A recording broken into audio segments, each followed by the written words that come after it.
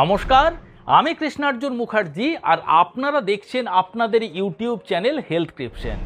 আজকের ভিডিওতে এই হিবিস্কাস ফ্লাওয়ার বা জবা ফুলের এমন কিছু অ্যামেজিং হেলথ বেনিফিটস আপনাদের সাথে শেয়ার করতে চলেছি যে বেনিফিটস শোনার পরে জবা ফুল শুধুমাত্র ভগবানের পূজাতে নয়, এই ফুলটি আপনি মেডিসিন হিসাবে ব্যবহার করতে পারবেন এবং আপনার ডেইলি লাইফে ইনক্লুড করে ছোট বড় বিভিন্ন প্রকার রোগের থেকে আপনি দূরে থাকতে পারবেন।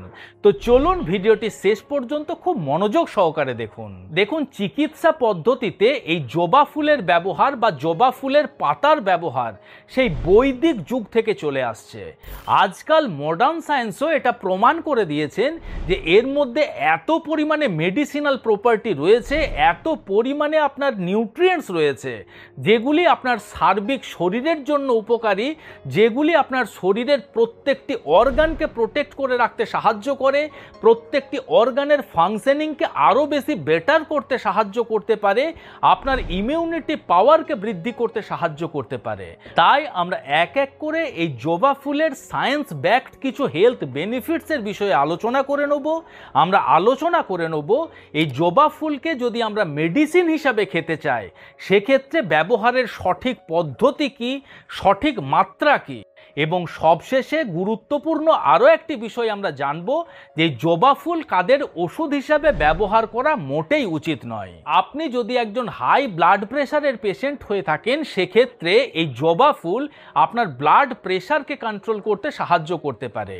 বিজ্ঞানী মহলের দাবি যদি আপনি সঠিক পদ্ধতিতে এই জবা ফুল ব্যবহার করতে পারেন আপনার সিস্টোলিক প্রেশার এবং ডায়াস্টোলিক প্রেশার কিন্তু কম হয়ে যায়। তার কারণ জবা ফুলের মধ্যে ডেলফিনিডিন 3 সাম্বোবায়োসাইড এবং সায়ানাডিন 3 সাম্বোবায়োসাইড নামক এমন বিশেষ দুই ধরনের ফ্ল্যাভোনয়েডস রয়েছে যেগুলি আমাদের রক্ত চলাচলের যে সমস্ত আর্টারি বা ব্লাড ভেসেলসগুলি রয়েছে সেগুলিকে প্রসারিত করে রাখতে পারে। সেগুলি যখন প্রসারিত অবস্থায় থাকবে রক্ত চলাচল সঠিকভাবে হতে পারে এবং আমাদের ব্লাড প্রেশারও কিন্তু নিয়ন্ত্রণে থাকে। জবা ফুলের মধ্যে অ্যান্থোসায়ানিন নামক বিশেষ এক ধরনের অ্যান্টিঅক্সিডেন্ট রয়েছে যে অ্যান্টিঅক্সিডেন্ট আমাদের রক্তে এইচডিএল বা ভালো কোলেস্টেরলের মাত্রাকে বৃদ্ধি করে। যখনই এইচডিএল এর মাত্রা বৃদ্ধি পাবে অটোমেটিক্যালি আমাদের রক্ত থেকে টোটাল কোলেস্টেরল, এলডিএল বা খারাপ কোলেস্টেরল এবং ট্রাইগ্লিসারাইডের মাত্রা ধীরে ধীরে কমে আসে।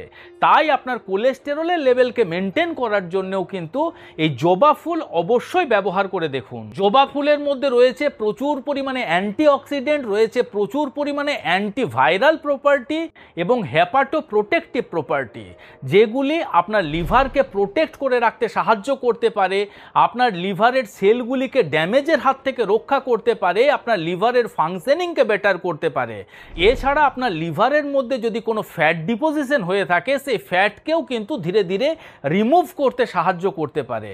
আপনার লিভারের যে কোনো প্রকার সমস্যার ক্ষেত্রে অবশ্যই এই জবা ফুল একবার ব্যবহার করে দেখতে পারেন। জবা ফুল হলো ডাই ইউরেটিক ইন নেচার, অর্থাৎ আপনি জবা ফুল যেদিন ব্যবহার করবেন দেখবেন অন্যান্য দিনের তুলনায় বেশি বেশি ইউরিন পাস করবেন। আপনি যখন বেশি বেশি ইউরিন পাস করবেন ইউরিনের মধ্যে দিয়ে আমাদের শরীরের টক্সিন শরীরের বাইরে বেরিয়ে যায়, আমাদের কিডনির মধ্যে জমে থাকা ইউরিয়া, ক্রিয়েটিনিন সেগুলি সহজেই শরীরের বাইরে বেরিয়ে যায়, আমাদের শরীরের মধ্যে অতিরিক্ত জল জমতে পারে না। সবে মিলেমিশে আপনার কিডনিকে সুস্থ রাখার জন্য এবং আপনার শরীরের থেকে টক্সিনকে শরীরের বাইরে বের করে দেওয়ার জন্যও কিন্তু জবা ফুল অত্যন্ত উপকারী। জবা ফুলের মধ্যে রয়েছে প্রচুর পরিমাণে অ্যান্টি হাইপারগ্লাইসেমিক এফেক্ট যেটি আমাদের ডায়াবেটিস কন্ট্রোল করতে সাহায্য করে।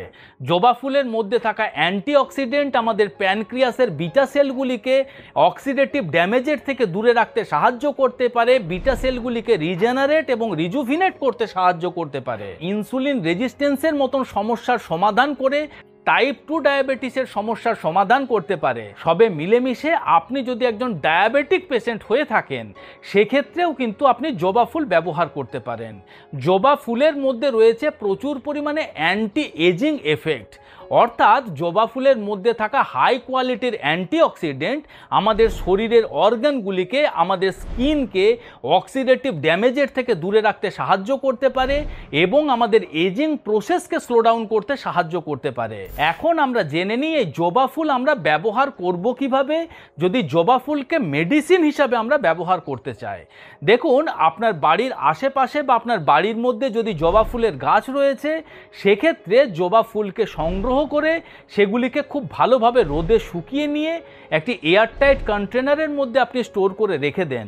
সেই শুকনো জবা ফুলের পাপড়ি প্রতিদিন 1 চামচ করে নিয়ে 1 কাপ জলের মধ্যে দিয়ে 3 থেকে 4 মিনিট খুব ভালোভাবে ফুটিয়ে নিয়ে সেটিকে ছেঁকে নিয়ে চায়ের মতন ব্যবহার করুন। এখন আপনার বাড়ির পাশাপাশি যদি জবা ফুলের গাছ না থেকে থাকে বা যদি ফ্রেশ জবা ফুল আপনি কালেক্ট করতে না পারেন, সেক্ষেত্রে আজকাল হিবিস্কাস টি বা শুকনো জবা ফুল কিন্তু আপনি অনলাইনে খুবই ইজিলি কিনতে পারবেন। যে কোনো রেপুটেড কোম্পানির এই হিবিস্কাস টি কিনে নিয়ে একইভাবে চায়ের মতন বানিয়ে আপনি ব্যবহার করতে পারেন।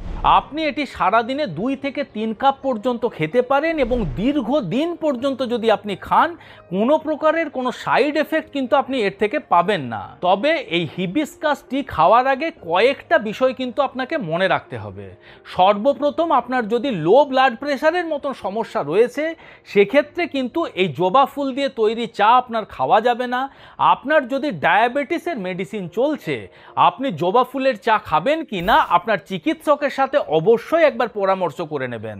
আপনার যদি কোনো রক্ত পাতলা করার ওষুধ চলছে, সেক্ষেত্রেও কিন্তু এই জবা ফুলের চা না খাওয়াই ভালো। এছাড়া যদি আপনি গর্ভবতী মহিলা হয়ে থাকেন, সেক্ষেত্রেও কিন্তু জবা ফুলের চা না খাওয়াই ভালো।